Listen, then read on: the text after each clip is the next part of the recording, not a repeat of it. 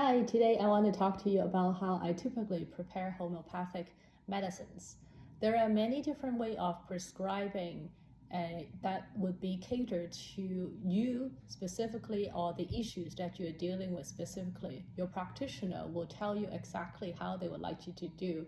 One of the most common way that I tell my patients to do is liquid dose or water dose, or you might hear the term split dose.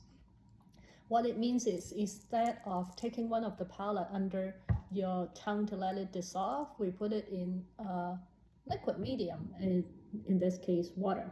So what I would suggest my patients to do is to get a small jar like this, about this size, and fill it into 3/4 of water.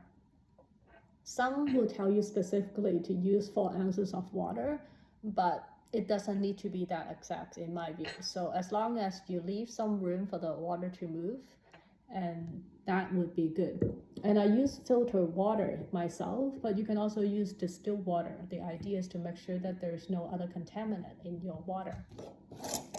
What you do then is to pop one of the pellet, twist the cap without touching it, put one of the pellet in, and let it dissolve itself. It doesn't take long, about 5-10 minutes is all it takes. And when you're ready to take your dose, give it a few shakes. And take a teaspoon and try to hold the water, if you remember it, try to hold the water for 10-20 seconds before you swallow. And there you go, you've taken 1 dose.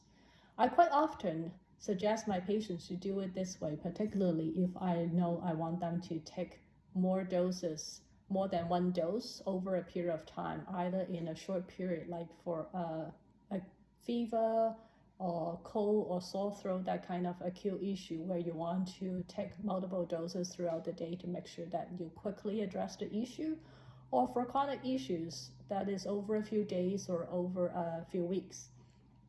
The idea behind it is because every time you shake the water, you're actually changing the potency of it.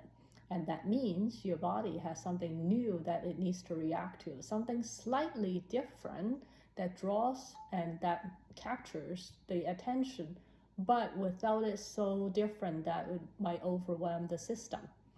Our brain, we are just hardwired to tune out for the same thing over and over.